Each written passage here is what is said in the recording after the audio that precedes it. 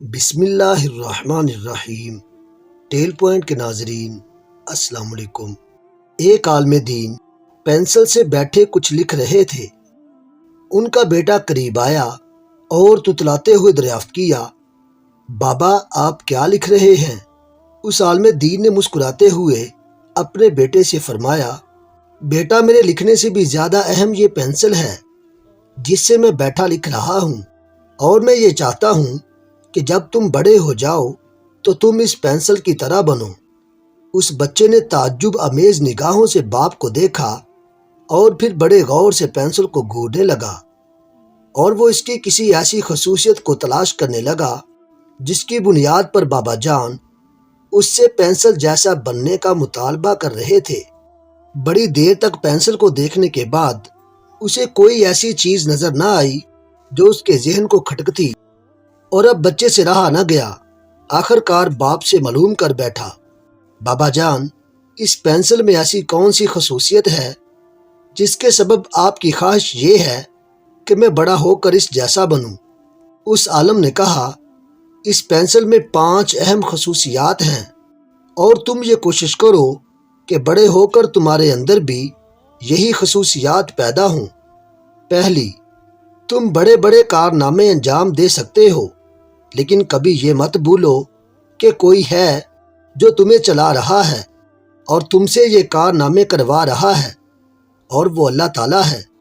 لہٰذا کبھی غرور میں مبتلا مت ہونا اور ہمیشہ اسی کا شکر ادا کرنا جو تمہیں چلا رہا ہے۔ نمبر 2، کبھی کبھی جب اس کی نوک گھس جاتی ہے تو کٹر یا چاقو وغیرہ سے اسے تراشا جاتا ہے۔ اگرچہ یہ ایک اذیت ناک چیز ہوتی ہے، لیکن بہرحال اس کی نوک تیز ہو جاتی ہے اور پھر یہ اچھے سے کام کرنے لگتی ہے۔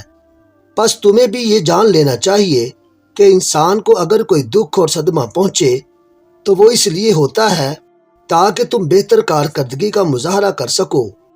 نمبر 3، پینسل یہ اجازت دیتی ہے کہ اگر کچھ غلط تحریر ہو جائے تو تم ربڑ سے اسے مٹا کر اپنی غلطی کی اصلاح کر سکو۔ پس تم یہ سمجھ لو کہ ایک غلطی کو صحیح کرنا غلطی نہیں ہے، اور کبھی بھی غلطی کو صحیح کرنے میں دیر مت لگانا، کیونکہ جتنی دیر کرو گے اتنی غلطی پختہ ہوتی جائے گی۔ نمبر 4، یہ بات بھی ذہن نشین رہے کہ پینسل کی لکڑی اور اس کا خول لکھنے اور تحریر کرنے کے کام نہیں آتا، بلکہ لکھنے کے کام ہمیشہ وہ مغز آتا ہے جو اس لکڑی کے اندر چھپا ہوتا ہے، جسے ہم سکہ کہتے ہیں۔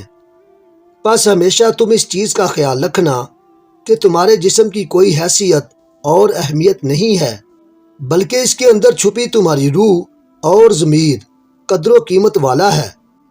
اس لیے جسم سے زیادہ اپنی روح اور ضمیر کی حفاظت کرنا اور اسی کی بات سننا۔ نمبر 5، پینسل جب کچھ لکھتی ہے تو اپنے کچھ نقوش کاغذ پر چھوڑ دیتی ہے جو مدتوں کاغذ پر دیکھے جا سکتے ہیں۔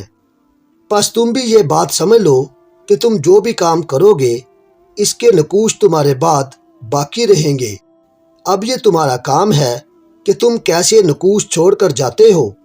پس کسی عمل کو انجام دینے سے پہلے کئی بار غور و فکر کر لو کہ کہیں تم کچھ غلط تو نہیں کر رہے۔